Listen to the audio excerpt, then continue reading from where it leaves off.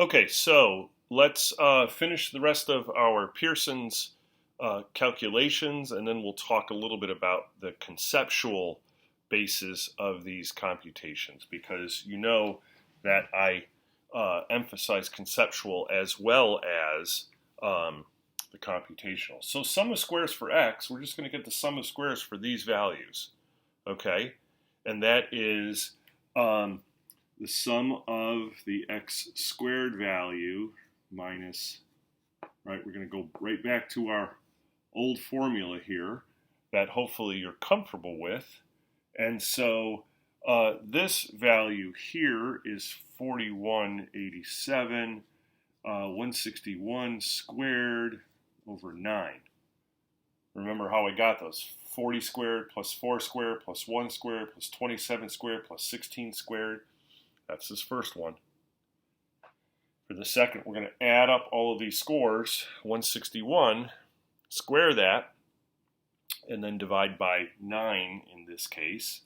Okay, so the sum of squares in this case is equal to, I have the number right here for us, is equal to 1306.89. Okay, 1306.89. Sum of squares for the y value, square each of these and add them together. And then for the other, we're going to add them together and then square that value. And so the sum of squares there is 5.84. If you didn't get these values, you need to go back and make sure that you know how to do the sum of squares. Okay. Now we put these values in here. Okay. So we're going to multiply those together. We're going to multiply those together. So it's 1306.89 times 5.84 equals, it's a fairly big number, but then we're going to take the square root of that. Don't forget to take the square root, okay? So then the square root ends up being 87.36, okay? So our R value is negative 75.16 divided by 86.36, okay? And that gives us an R value of negative 0.86, okay? Negative 0.86 is our R value for this set of numbers. And now what we're going to do with that value, so this would be our observed R value. We need to have a critical R value. And we're going to look in table B6 in your textbook, or you can look this up online. There's lots of places where you can look up the critical R values. In this case, though, we're going to find something a little bit different. And I've made a little excerpt of that table here. And if you pay attention, on the left-hand side in the column, it says degrees of freedom. Now, in this case, the degrees of freedom are n minus 2. N minus 2. Okay? And we also have to figure out what the n is in this case. All right? Now, I'll tell you why it's n minus 2. And maybe we can move these values down a little bit. Okay, so our observed R value is negative 0.86. We need to get a critical R value that we're going to compare this to. Okay, and the question is, why are degrees of freedom n minus 2 in this case? Because what we've done up to this point is we've talked about degrees of freedom as n minus 1. Well, we do have a little bit of a different statistic here, and what we have is, if we go back to our scatter plot, what we have here, I'll put 9 points on there. 1, 2, 3, 4, 5, 6, 7, 8, 9. We have really a relationship. We're testing for a relationship in 2 dimensions. And what Pearson's R value will do, what Pearson's R value would do, is it really finds mathematically a best fit straight line through these points. Now, not all the points are going to lie along that straight line, okay? And in fact, you'll see some variability away from the line. Just like when we do a t-test, we have a distribution that looks like this, and we get the mean and standard deviation. So there's a point, and then there's variability around that point. What we're doing here is increasing the complexity, like we're used to. And in fact, it's a mathematical calculation to figure out the best fit straight line. This is to figure out the best point with variability, 1 dimension. This is figuring out the best line with variability. And I'll show you the variability here. It really looks something like this, right? The more the points are spread out away from the line, this is our variability. You see what's happening here? Here's 1 dimension. Here's 2 dimensions, okay? And so, if we're looking for the best fit straight line,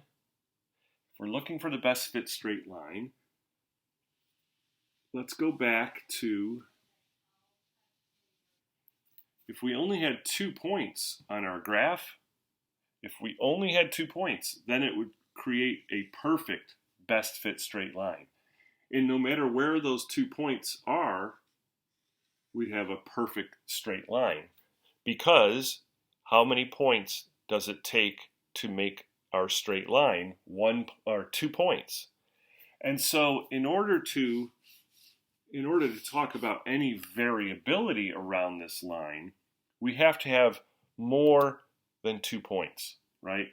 If we have 3 points, then we know that there's some variability away from the straight line. Now, just because we have 3 points doesn't mean there's going to be any variability. I mean, if that 3rd point was here, that would be fine. If the 4th point was here, that would be fine. But what I'm saying here is, in order to have any kind of measure of variability for a Pearson's R, we need at least 3 points, okay? Again, degrees of freedom, it's one of the easiest things to calculate. It's one of the most difficult things to understand conceptually. So I'm not too worried that you understand the underlying bases of this. But I just want to sort of explain why we have n-2 degrees of freedom instead of n-1. Instead of 1 dimension, we're really on an xy xy graph here, so we have 2 dimensions, n-2. I mean, we could think of a research project where we would have a 3rd variable, right? There would be a z-axis here, right? X, y, and z.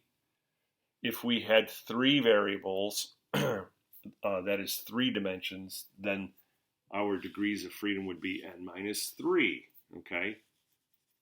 But I just want to let you know why we have n-2 for our degrees of freedom.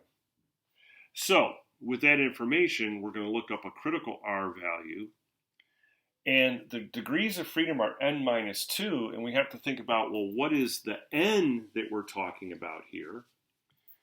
And I drew this graph because it tells you what the n is. The n is the number of points on our graph. That's really what the n is. We're trying to find a best fit straight line through these data points. And we have 9 data points for our example, okay? I like to say it's the number of points in your graph minus 2. Some people will say it's the number of pairs that you have -2, or the number of subjects you have -2.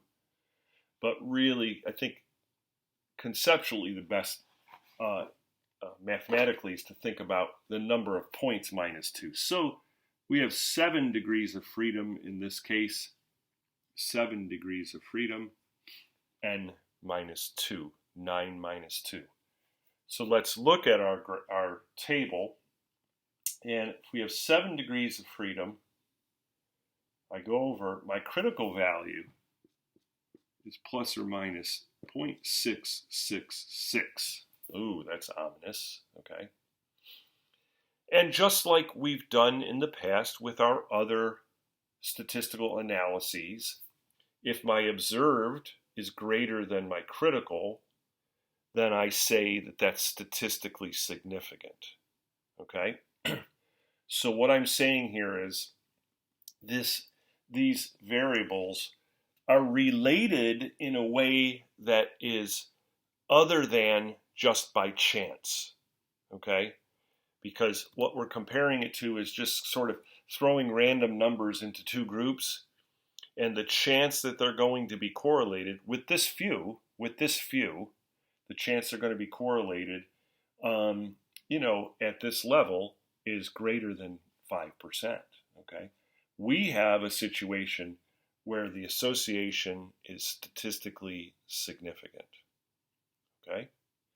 And I want you to notice as well from this table, the more people we have in our study, the smaller the critical R value gets, smaller and smaller, okay? So in this case, we say we have a statistically significant correlation between alcohol intake and GPA. So that's the computational steps for Pearson's R. And I think, again, they're pretty straightforward because we've done sum of squares, for a long time now. Don't forget to take the square root. The only new thing we've done is sum of products, okay? Now I want to break down the computational into the conceptual, okay? So let's talk about that for a minute. And what we have here in our R, this is the mathematical, right? This is the computational. What does it mean conceptually, okay? Well, here's what it means conceptually. I mean, in the denominator, you should have some notion about what that's representing, right? We're not just doing the math, okay? I've said that from day one. Sum of squares for X tells us the variability in these X numbers. The sum of squares for Y tells you the variability in these numbers. And when we multiply them together, it's almost like squaring the sum of squares, right? We're multiplying these together, but we undo that with the square root. But what this is telling us is this is the total amount of variability in our data set. I mean, it's made up of the X variability and the Y variability, okay? And in fact, I'm going to sort of put these, I'm going to do the scatter plot again. I just want to show you just roughly. We had 40 and 0.8 and 4 and 3.4 and 1 and 3.2 and 27 and 2.7 and 16 and 3.0 and 30 and 2.0, okay, and 21 and 3.2 and 10 and 3.5, okay, and 12 and 2.9, something like that, right? Okay. The denominator shows us the total variability because We get variability of the x values, okay? If we sort of dropped each one of these down, it would be our x values, 40 and 30 and 27 and so on and so forth. If we dropped all these down, we would get some variability measure of the y. That's what this tells us. The denominator represents some total amount of the variability. The numerator is always a subset of the denominator, right? Because this is it. This is the total amount of variability we have. There is no more, there is no less. This is the total. But this is the variability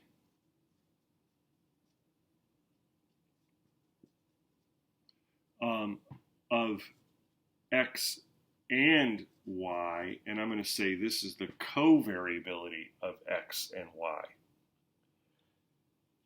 The key point here is this is less than the total, or I should say this can never be greater than the total, right? It could be equal to the total, but it can never be greater than the total. This is a subset of this. Well, if we have that situation, then what can our R value, what kind of value can it have? Well, if this is equal to the total, then our ratio would be 1, right? This could also be, it's a subset, but it could go down to 0 of the total variability. So our values for R range from 0 all the way through to 1.0, but they can never, the R value can never be greater than 1. The R value can never be greater than 1. Why is that? Because this is a subset of the total. Because this is a subset of the total. Okay? So it can range from 0 to 1. Now, in addition to that, it can also be either positive or negative. Okay? And whenever I look at a Pearson's R, I always see it as being composed of two different pieces of information. The sign of R, whether it's positive or negative, tells you the type of relationship. That is, as x goes up, y goes down, so that would be negative. If it was positive, we'd have a different slope, okay? So I'm going to leave that there for a minute. The positive or negative tells you the type of relationship, and then we also have this value which tells us the strength of the relationship, and I'm going to get to that in a minute, okay? So, I mean, in one of the stats textbooks that I reviewed for publication a couple of years ago, the author said, well, the R value can go from -1 to +1. And I wrote to the authors and I said, yes, that is technically true, but when I teach it, because I want my students to understand the concept, I always talk about this ratio, and it can go from 0 up to 1, this ratio. If the covariability is equal to the total, then this is going to be 1. Most of the time, this is some subset of the total, so it's going to be a decimal.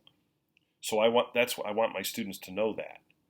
And then it can also be positive and negative. Now, some people think that's just a technicality, right? If you say it goes from -1 to +1, aren't you saying the same thing? Well, if I teach it like this, then you're not connecting it to this ratio, right?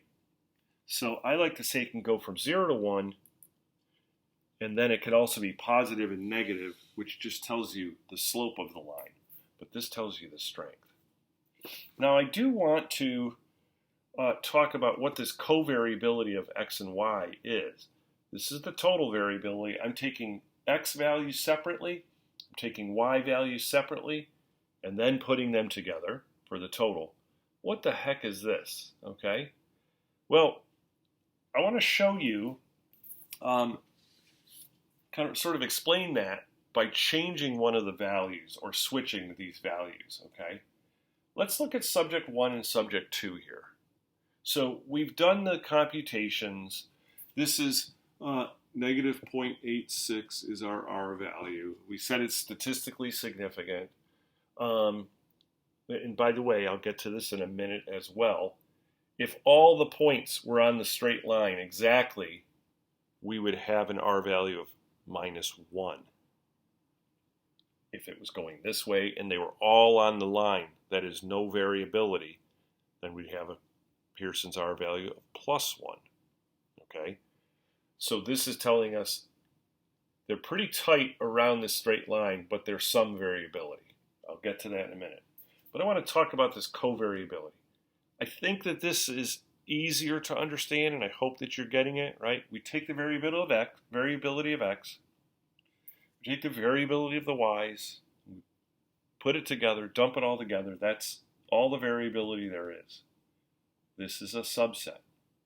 But what the heck is this? Well, let me show you. Let's switch these two around. Just these two, okay?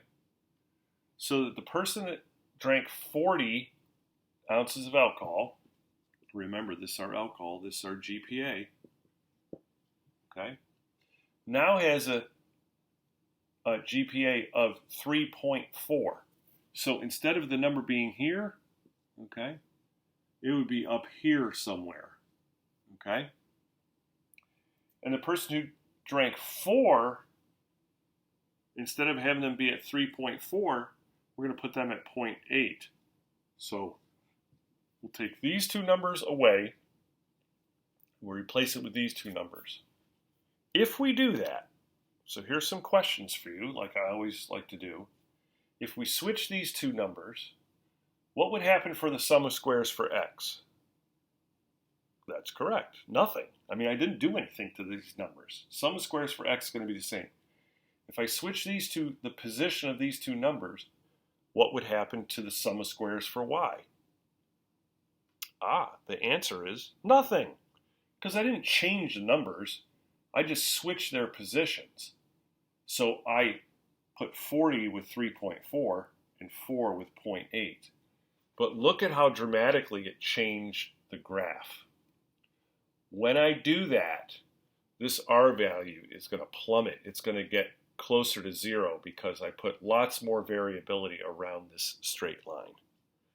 So the covariability of X and Y relates to how these numbers are paired together and what they create on the graph, okay? Because X and Y are going to remain the same in this case. The total variability is the same. I haven't done anything. But the connection between the two, the covariability, how they will be placed on this two-dimensional surface, changes dramatically if I switch these. That's what this number tells us, okay? In a way, it's how closely the numbers fit a straight line, okay? So, I'm going to erase these numbers because I have more to talk about in terms of the conceptual bases for correlation. And I want to show you just some example correlations here. Let me do, I can do this.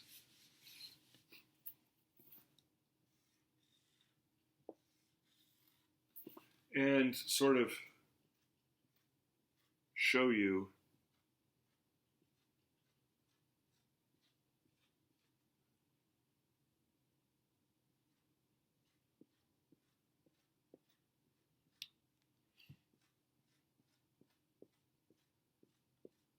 some scatter plots.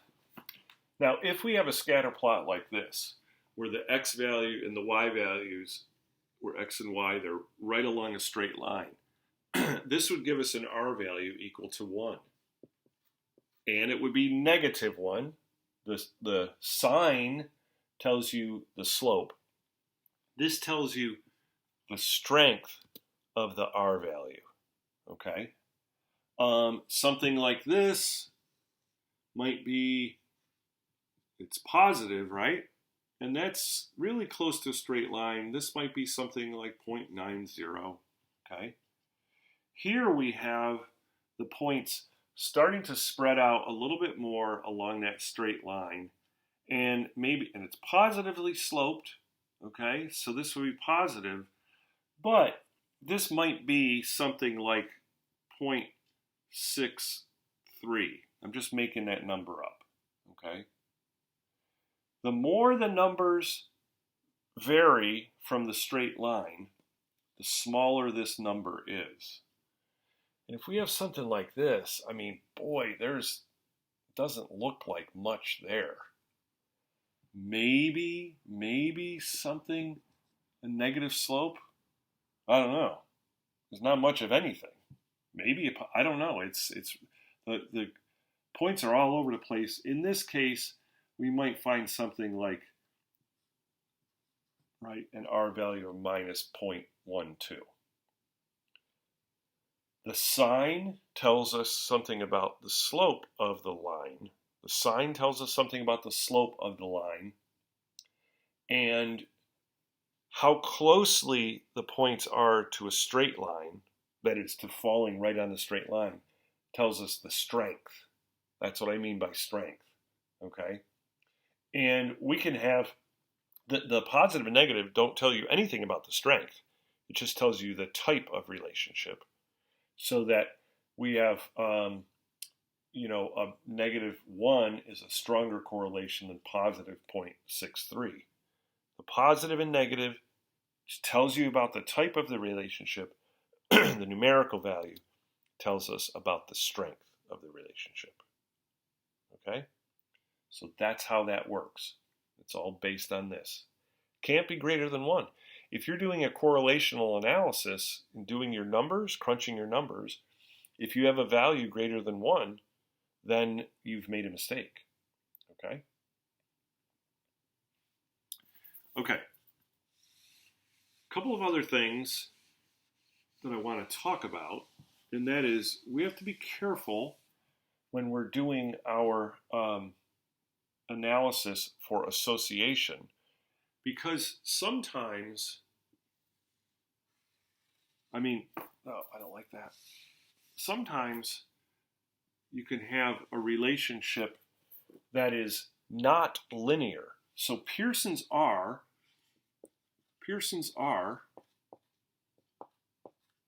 is a test of linear relationship. Okay?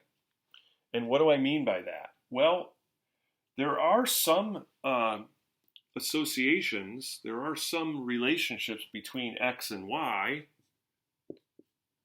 that are strong but are not linear. We can think of something like arousal and performance, okay?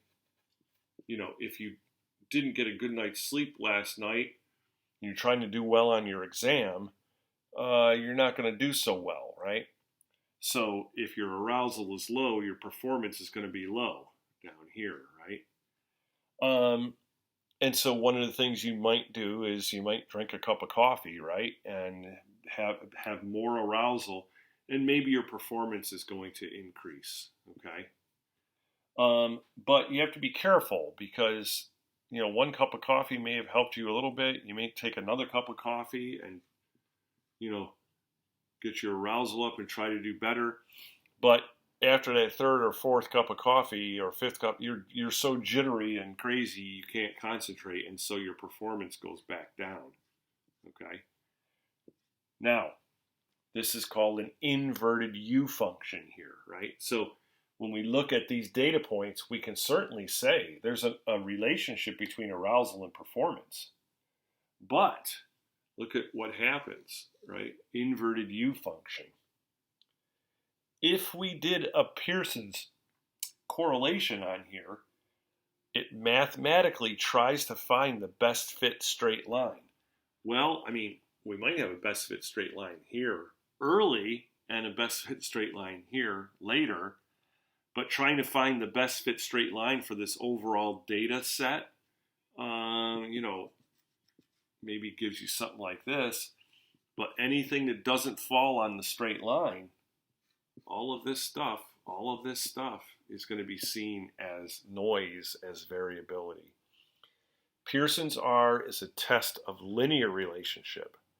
If you do your scatter plot and you see something like this, then Pearson's R is inappropriate.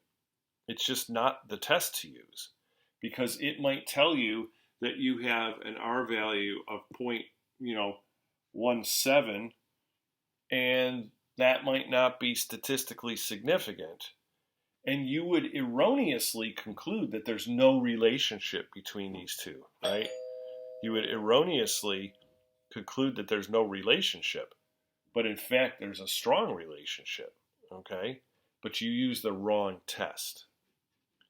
Once again, this is a reminder that things can get complex. And if you have a relationship like this, there is a statistical test that can be used to test this relationship.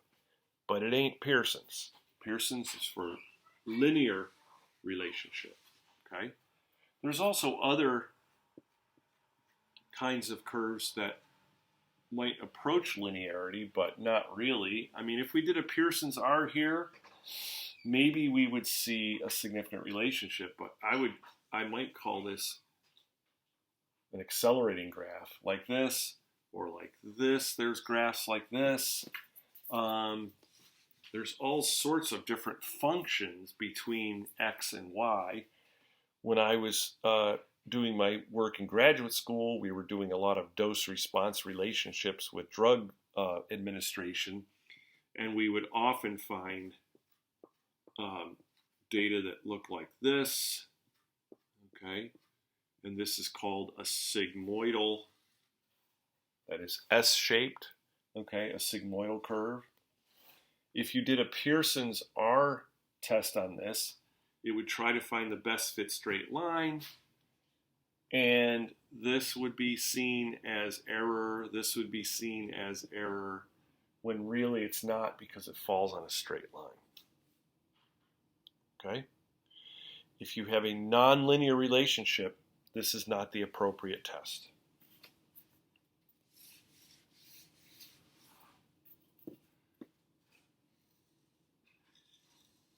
Another caution for Pearson's R. You have to be careful sometimes because, let me give you this silly example. Maybe it'll help you remember. Let's look at toe circumference. What? Yeah, let's measure the circumference of your big toe. And then let's look at SAT scores. What do you think the relationship's going to be?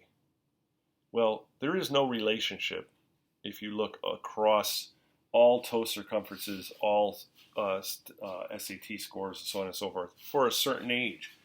But if I look at little babies, little 5-year-olds, 6-year-olds, 7-year-olds, they got tiny toes, right? They've got tiny toes. And they don't do so well in the SAT. So here they are, all little tiny-toed little kids. But there's no relationship between their toe size and SAT. If I look at college students, bigger toes than the 5 and 6-year-olds. So they're over here, toe circumference, and they do a lot better on the SATs. Okay? But for college students, you don't see any relationship between the size of your toe and the SAT, right? For toddlers, you don't see, or for little kids, you don't see any relationship between toe size and SAT. When I put these together, what happens? I'm just going to throw these numbers into the computer, and Pearson's R will do a mathematical, will try to find the best fit straight line. And lo and behold, you might have a Pearson's R value of positive, because of the slope, let's say positive 7.5. What would you erroneously conclude? that the size of your big toes are associated with doing better, bigger toes doing better with SATs. But that's just a function of age, okay? So we have to be careful with Pearson's.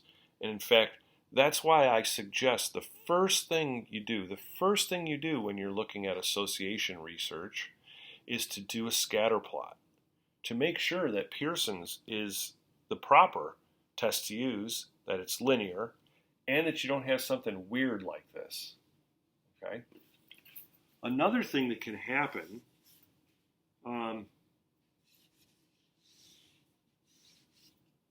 is you can have, let's say, let's do another SAT. Let's do another SAT, okay?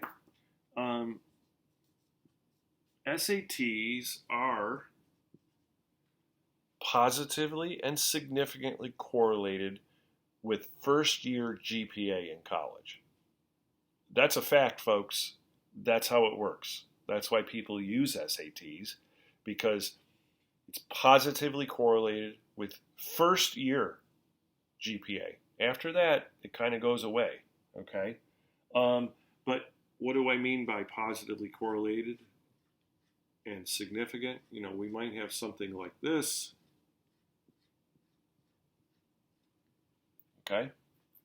And so Pearson's R is going to give us our best fit straight line.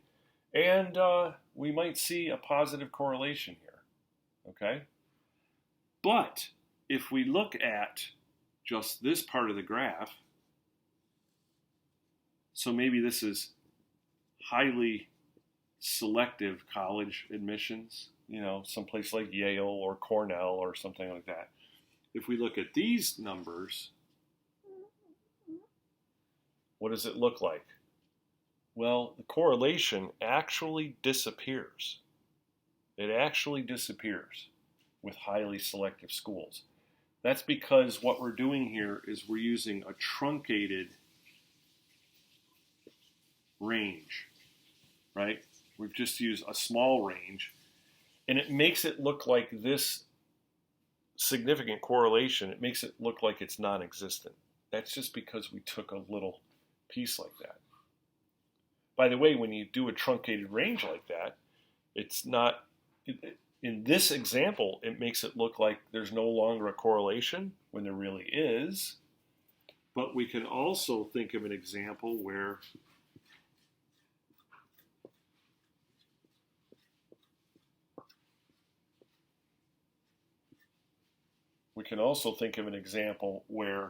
you take a truncated range. Now it makes no correlation. Looks like there's a correlation there, okay? By truncated range, I mean you're taking just a part of your variable, okay? If I look at just 3.0 or higher, if I look at some SAT score or higher.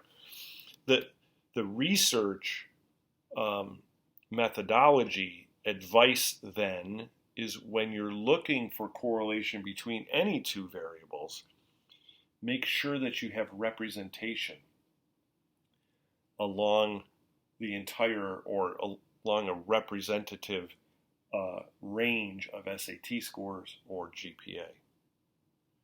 So we need to be very careful. Even when you do the proper analyses and you've done it correctly, we need to be very careful. Okay, there's one more thing that I want to talk about with Pearson's R values. And this is something I've seen even with faculty who should know better, and graduate students and so on and so forth. And I have a hypothesis about why this happens, but I don't know if I'm correct. If we look at our table here, we'll see that a lot of these critical values for R are pretty high, 0.7, 0.8, 0.6. And a lot of times people forget that when you learn this stuff in a class like this, we're typically using very small data sets. I would never do a survey with under 50 people. I mean, usually I'm looking for 100 or 200 or 500 or whatever. I mean, the more, the better, right? Because we're still doing inferential statistics here. So the larger the sample, the more power we have. But I bet I could do a survey of psychology professors and graduate students who do this work. And I bet I could say this. Hey, what if I had a Pearson's R value of 0.23? Do you think that would be significant? Most people, this is my guess, would say, no, that's too low. You sort of need a Pearson's R value up into 0.6 and 0.7 before you say it's statistically significant. But I'm going to ask you to look at the critical R value. I mean, suppose that we surveyed 102 people, and we got this R value from 102 people. Well, we look up the critical R value, right, for, what's the degrees of freedom here? Remember, for correlation, it's n minus 2. That's why I picked this. It wasn't random.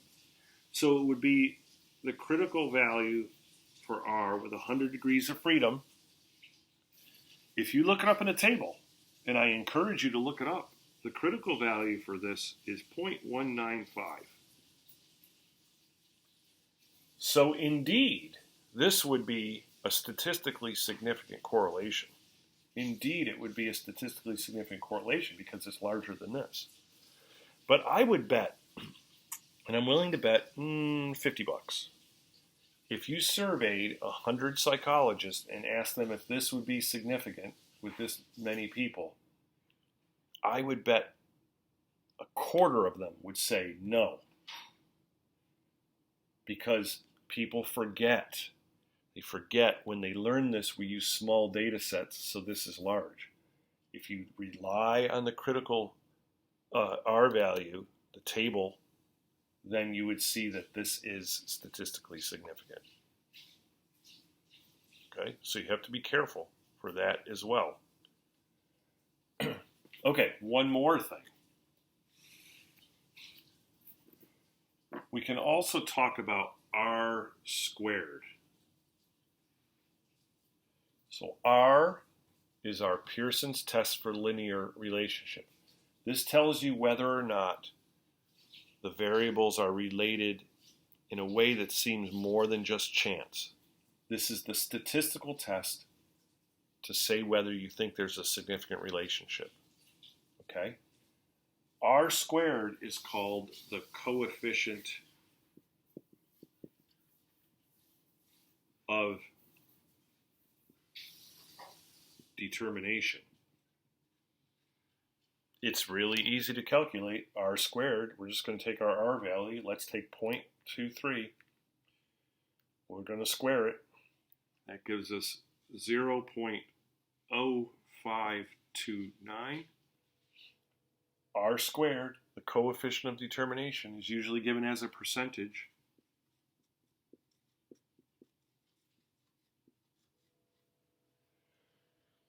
Listen carefully. Take notes. This tells you the percentage of the total variability that's explained by the correlationship of X and Y. Okay? It's the percentage of the total variability that's explained by the correlation of X and Y. So in this example, we say yes, remember our critical value.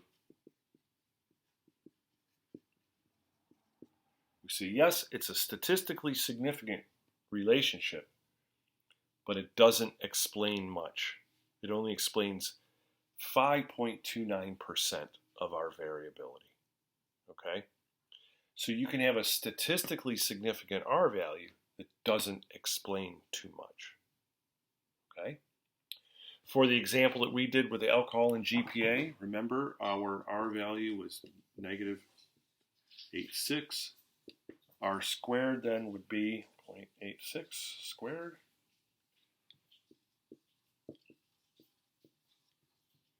So for a higher R value, right, the effect is the magnitude of that correlation is pretty high, right? It's explaining about 74% of the variability. That's pretty high, okay? So, but over here, you can have a correlation that is relatively small, explains very little, but is still statistically significant. So when people say, I have a significant correlation, so this is really important. Well, you have to be careful. We have to look at this value. And especially once your sample size gets when the sample size gets high. I mean, if the Center for Disease Control is doing some study and they've looked at 1,200 patients, this can be very low and still be a significant correlation. It wouldn't explain a lot of the variability. So we just have to keep that in mind. We can say something is significant without it explaining much. Of course, the higher the R value, the more you're explaining. The higher the R value, the more you're explaining. Okay? So those are a lot of things to think about for correlation. We need to be very careful. Computation, not so bad, right? Computation is not so bad once you have a sum of products, because we've done this lots. So get this down, but we just have to be careful. It's a test of linearity. We have to think about the magnitude of the R value and how that's going to relate to how much is explained. How much is explained? Not much, quite a bit. Okay. In both cases, we have a significant R value. In the next video, we'll talk about how to interpret a correlation, a significant correlation. And that's when things get really funky, and where if you learn this stuff, you'll be able to take care of yourself. You'll be able to protect yourself a little bit from people that are trying to convince you of things. Just because they have statistics doesn't mean that they're interpreting it correctly. And so we'll talk about a lot about how to interpret correlational data.